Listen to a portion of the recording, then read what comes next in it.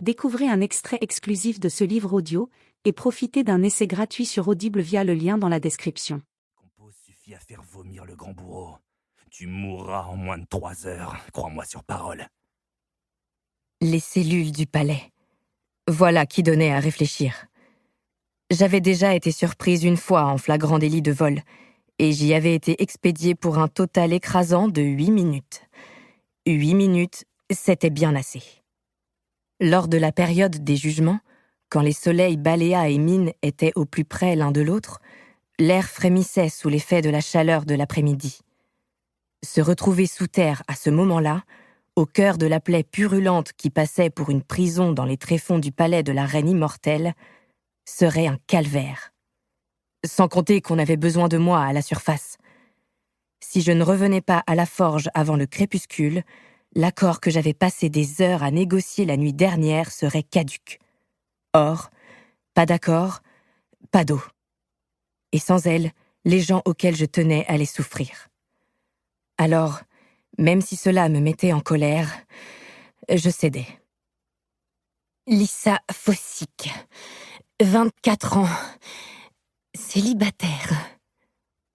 Je lui adressai un clin d'œil et cette pourriture serra plus fort. Les cheveux noirs et les yeux bleus n'étaient pas courants dans la cité d'argent.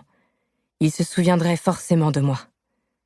L'âge que j'avais donné était vrai, tout comme le statut pathétique de ma vie amoureuse, mais pas le nom que je lui avais fourni. Mon véritable nom?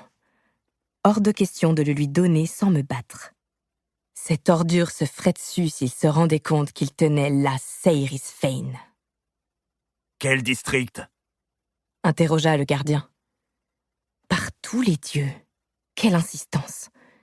Il allait bientôt regretter d'avoir posé la question. Le 3e. Le 3e? Il me jeta sur le sable brûlant et je repris mon souffle, inspirant accidentellement des particules surchauffées qui ravagèrent le fond de ma gorge.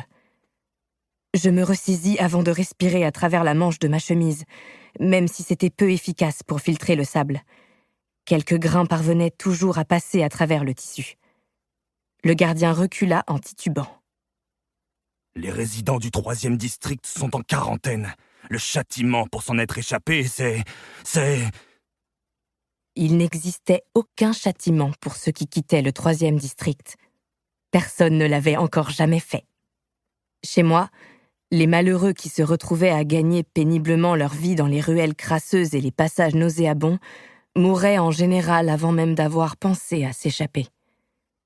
Me surplombant de toute sa hauteur, le gardien me fixa, et sa colère se transforma en quelque chose qui se rapprochait de la peur.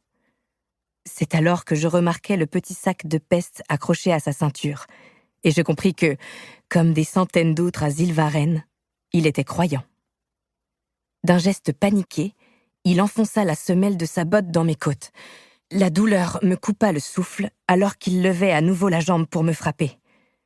C'était loin d'être mon premier passage à tabac.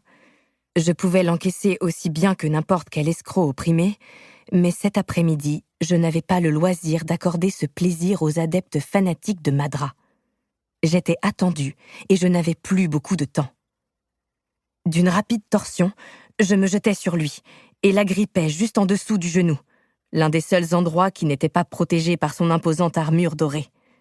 Puis, je me mis à pleurer à chaudes larmes. Crédible. Un numéro bien rodé, mais encore une fois, j'avais eu assez d'occasions pour m'entraîner. « Mon frère, s'il vous plaît, ne me renvoyez pas là-bas. J'en mourrai. Toute ma famille à la Cascabelle. » Je me mis à tousser pour renforcer ma performance. D'une toux sèche, qui ne ressemblait en rien aux quintes grasses de ceux qui étaient aux portes de la mort. Mais le gardien n'avait probablement jamais rencontré d'individu affecté par la Cascabelle. Il baissa les yeux sur ma main qui serrait le tissu de son pantalon, la bouche béante de terreur. Une seconde plus tard, la pointe de son épée perça ma chemise, juste entre mes seins. S'il avait ajouté une petite pression sur la garde de son arme, j'aurais constitué une jolie addition à la longue liste de voleurs qui s'étaient vidés de leur sang dans les rues de Zilvaren. Je savais que je prenais un risque.